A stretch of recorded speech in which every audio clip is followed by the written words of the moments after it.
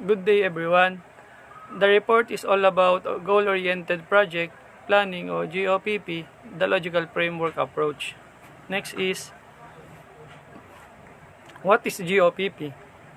GOPP is a goal-oriented objective planning or GOPP is a project planning and management method that encourage participatory planning and analysis throughout the project cycle throughout a series of workshops. The technique requires stakeholders to come together to set priorities and plan for implementation and monitoring. The GOPP goal the GOPP is goal-orienting project planning is a tool for project management in which interactive workshop involving all stakeholders in a project together with an external moderator are held at different points in the project life cycle. The GOPP is part of project cycle management. In a particular, the project planning phase but provides useful reference points throughout the implementation of the project and during its evaluation. The GOPP methods can be freely used. It is not copyright or patented. It has been used in a wide variety of situations since the 1980s and has proved to be robust and effective in helping groups and defining clear objectives and designing related action plans. Next is, why is the GOPP interesting? Over the years, the GOPP has proven to be particularly useful in difficult contexts where a project planning must take into account variables that are difficult to control. For this reason, this methodology is particularly suitable for projects that have a strong contribution in terms of human resource or more than material resources. It is therefore particularly suitable for projects in the social field, in which the human elements and the complexity of the context require specific competences and dedicated tools, training content to be implemented and completed. The GOPP foresees and a 5 days workshop. The training organized by APR lasting a total of 6 hours will provide an overview of the different GOPP tools but will focus mainly on those deemed most useful for service providers. In particularly, the workshop will focus on the context analysis and defining the problems, understanding the logical chain behind them, and structuring the problem tree. Next is, who is this training for? The training is designed for all professionals who are involved in the planning, writing, and evaluation project. Training objectives: first is improve quality of analysis made in design phase of a project. Second is enhance competences on how make the project proposal more coherent and transparent. Next is cleared understanding of the logical framework behind the project proposal. Last is better chances to write successful projects and get the funds you need to implement them. Next is the strategic planning. Goal-oriented objective planning or GOPP is a project planning and management method that encourages participatory planning and analysis throughout the project cycle through a series of workshops. The technique requires stakeholders to come together to set priorities and plan for implementation and monitoring. The main output of GOPP session is a project planning matrix which stakeholders build together, and the purpose of GOPP is to undertake participatory objective-oriented planning that spans the life of project or policy work to build stakeholders team. Commitment and capacity of GOPP is a process of that relies rather heavily on two particularly techniques: matrix building and stakeholders workshop to participatory planning and management of development work. O GOPP helps a project team to create a project planning matrix o PPM similar to a logical framework or log frame to provide in-depth analysis of project objectives, outputs, and activities. The PPM result from stakeholder workshops that are scheduled throughout the life of project to encourage brainstorming, strategizing, information gathering, and consensus building among stakeholders. A GOPP plan requires rather a moderator with a high degree of experience and skill. SAC will use Dennis Hamilton, president of TAP, a Belper, Washington-based training company, and a 32-year veteran in a facilitating group planning processes throughout the world.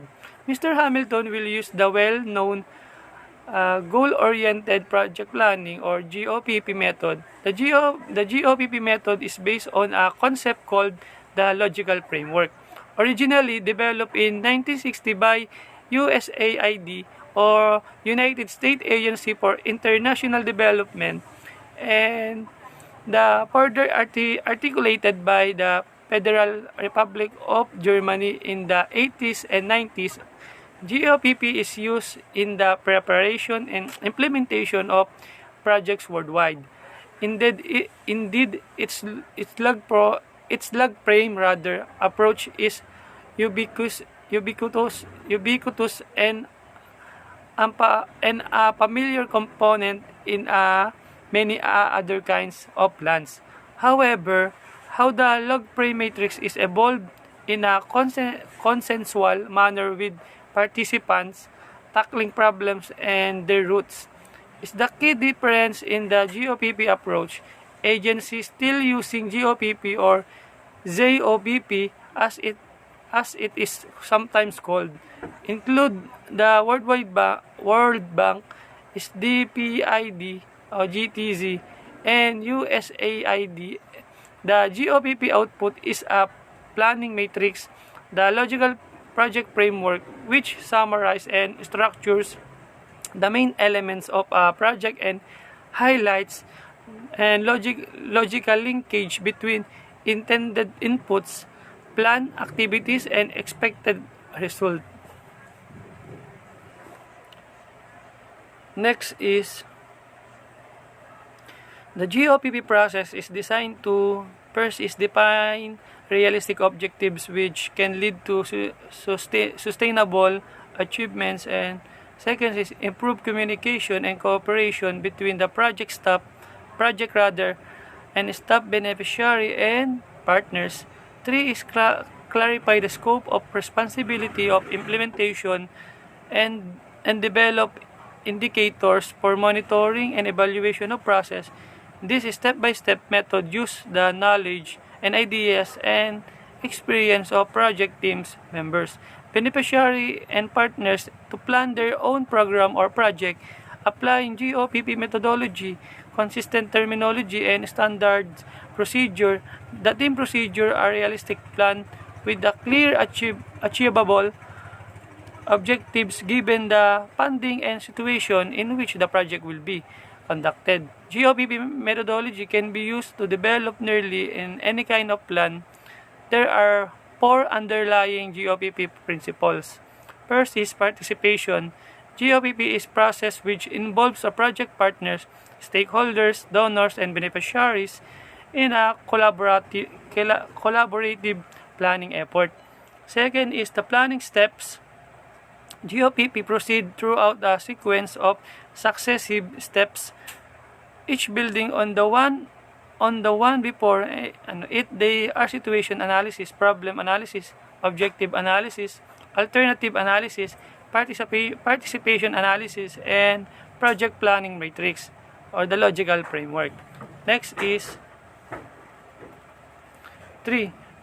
Facilitation. The planning process is facilitated, managed by trained a moderator who assist in organizing the workshop, help ensure the correct mixture of participants, manage and group dynamics rather, and ensure open communication and supervise documentation and reporting.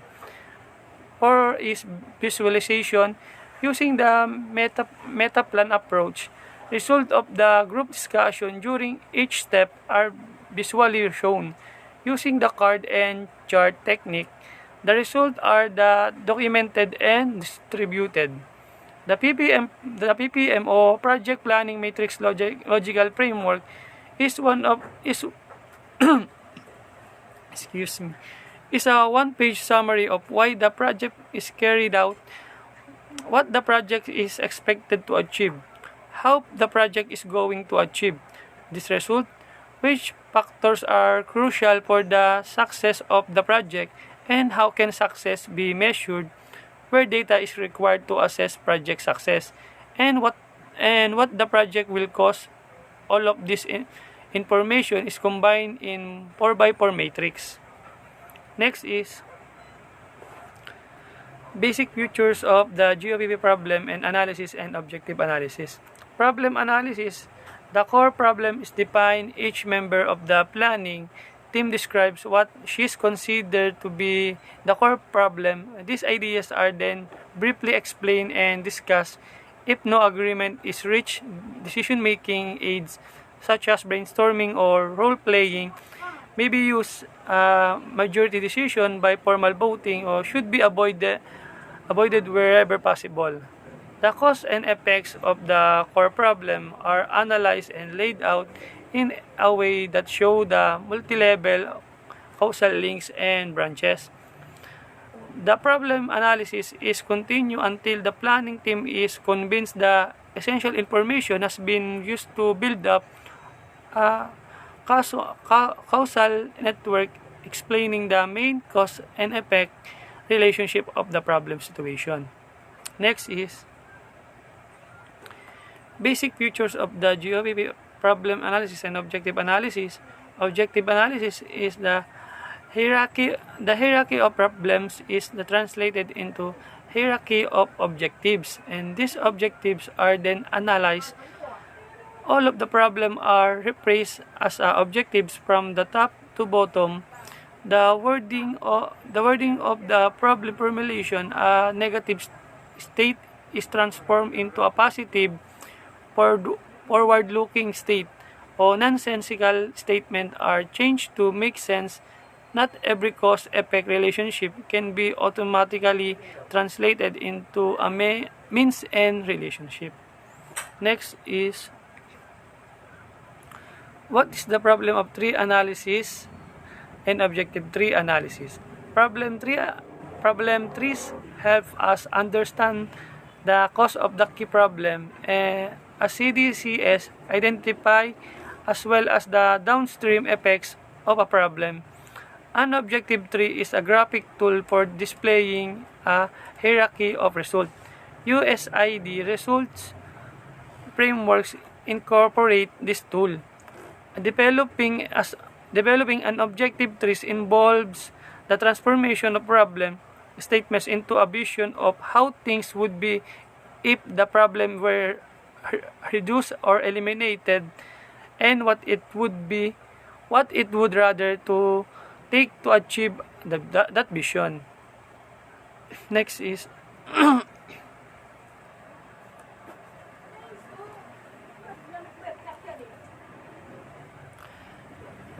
how to construct a problem tree. Step 1, settle on the core problem. The first step in developing the problem tree is to identify the problem that the project seeks to overcome. It may be worth debating what the core problem is, which stakeholders or representatives, ideally projects, should be have the specific problem, e.g. saving water inside the home that they seek to overcome of change is to occur. A baggy or broad problem is saving water will have too many causes for any effective and meaningful project to be developed. The core problems is written down in the middle of the paper or on a sticky note that is placed rather in the middle of a wall. Things to help define the core problem include lesson from previous project, the stakeholders analysis, and the other research. If there seems to be a more than one core or problem, it may be best to develop a problem tree for each one. Next, step to identify the cause and effects. Once the core problem has been identified, participants should be consider what the direct cause and effects of the problem are. Each cause statement needs to be written in negative terms. There are couple ways to undertake this. Participants can either collectively brainstorming all the negative statement about the problem at hand, and a facilitator writes each negative statement down on a piece of paper. The statement would be placed on a wall for the participants to analyze and record. And alternatively, participants could work through the cause and effects on a sequential basis. Starting from the core problem, the immediate causes to the problem are placed in a line below that of the core problem. The immediate effects is placed above the problem. Any further or subsequent effects are placed above the line or immediate effects. Next is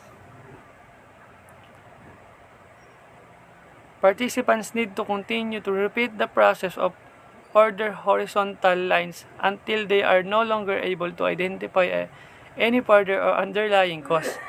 It is important to review the sequence of cause and effects to make sure that they are clear and make logical sense. Or does this lead to that? Or does this lead to that? Or is there missing steps? And is this effect of that happening?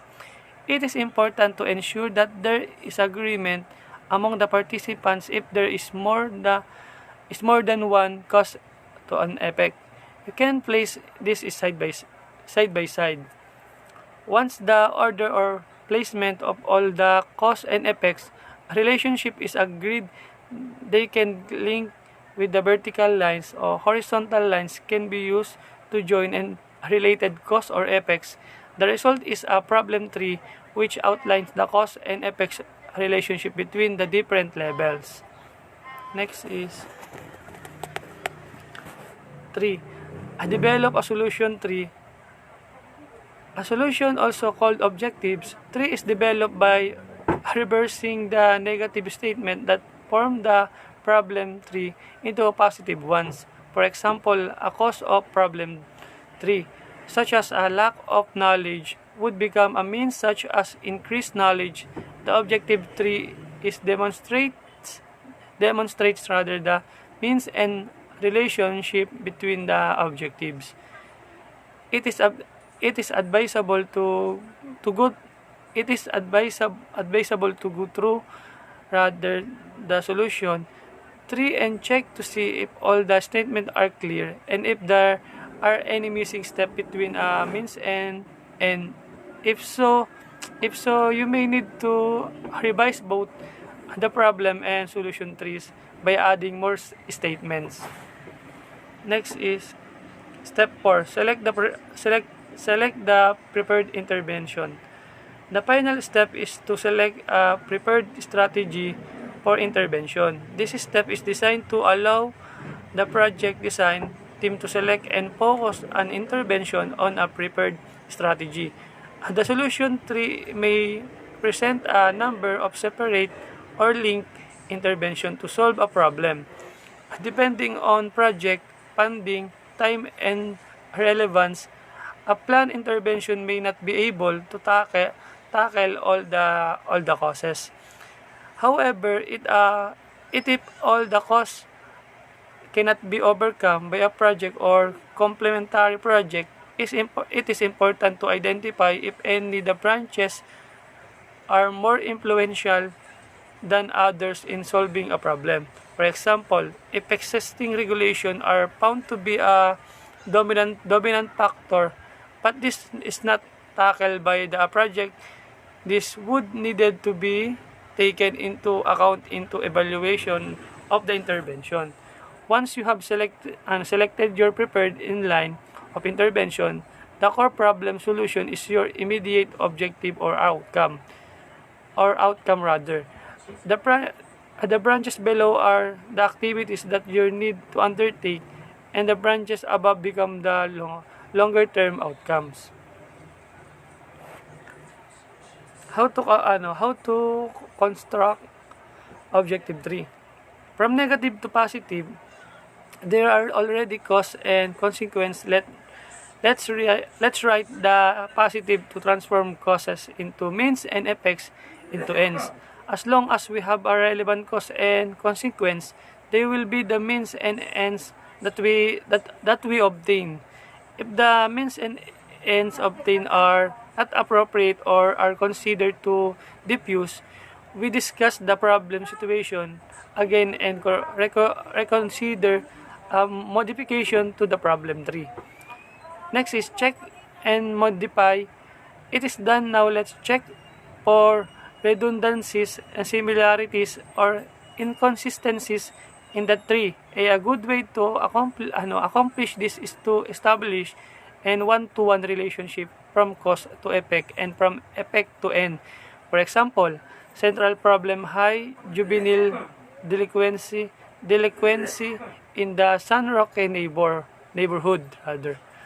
First is one of the cause is center for the sale or hallucinogenic drugs are offered outside the neighborhood schools. Second is an effect for this increase of juvenile population that consumes hallucinogenic drugs. The effects of converted into an end would be decrease of the youth population that consumes hallucinogenic drugs. Next is 3. This same analysis is what we do verify and modify the objective 3. Of course, it is an example and the cause I place suggests many more effects at the same time that this rather derive into many more ends. For adjust what is sought rather with this step is to make the method flexible. If you have already transformed the problem tree into an objective tree, analyze it once more and ask yourself, is there anything missing? If your answer is yes, put it in. With this done, it only remains to move from the problem tree, the objective tree, taking the cause to means and the consequence to ends. And this is what we are going to see with the example started into the problem tree pose. Next is the approach. The approach provides a systematic structure for identification, planning, and management of projects developed again in a workshop setting, which principal interest groups. The COPP's output is a planning matrix, the logical project framework, which summarizes and structures the main elements of a project and highlights logical linkage between intended inputs, planned activities, and expected result. The ZOBP approach is used for essentially all German-funded projects and is a prerequisite rather for funding approval. We have adopted the label of ZOPP to encompass all of the logical framework methodologies in difference to its principal initiators rather. The German development agency is particularly the GDC It was essentially called the Logical Framework Approach or LPA when developed for the U.S. Agency for International Development or USAID in the 1960s continued to be developed by various UN agencies. But the GTZ has strongly embraced the approach and develop it into a practical systematic tool. USAID has largely abandoned the use and due it seems to its complexity and flexibility. Next is COPP enjoys widespread use by the larger donor organization, partially because of the orderly structuring and documentation of information as well as its demand for more skills and application. COPP includes various subparts used to clarifying projects and logical project framework itself is often required by agency in their project's appraisal. The British Overseas Development Agency or ODA, now is DPID, requires the log frame in research project proposal. The OECD Development Assistance Committee is promoting its use among the member countries, and the Nordic countries and Canada make use rather in development aid program as well as occasionally rather in domestic public investment. It is mandatory for the NIDA or the Danish Aid Agency project use at the same community levels is also noted but may be the exception. Next is Program Project Planning Matrix. The GDZ recommends the COP methodology. All stage of project preparation and implementation experience indicate 5 logical levels of the COP in a standards project cycle. Pre-COP, an in-house exercise by agency and preparation for a project. Second is appraisal or COP, an in-house appraisal for preparing terms of reference of a project. Next is partner COP or prepared in-country coordination of conclusion and recommendation with the staff of project country. Next is take-off COPV, prepared in-country preparation of the plan of operation with personnel rather or responsible for project execution or counterpart authorities rather, or a planning. COPP prepared in country and adjustment during project implementation. Program Project Planning Matrix. The COPP has 2 phase and analysis and project planning. The analysis phase has 4 sub-steps with the identification of real problems as the driver for the exercise. First is participation analysis, an overview of person groups, organization connected to a project and their interests. Motives and implication for project planning. This is done in a chart form. Problem analysis, major problem group into a problem tree with cause and effects and identification of the core problem. The problem are noted on cards, 1 to a cards, and organized by smaller groups. Objective analysis and restatement of the problem into realistically achievable goals. This is often done by rewriting rather the problem into outcomes, often by revising the cards.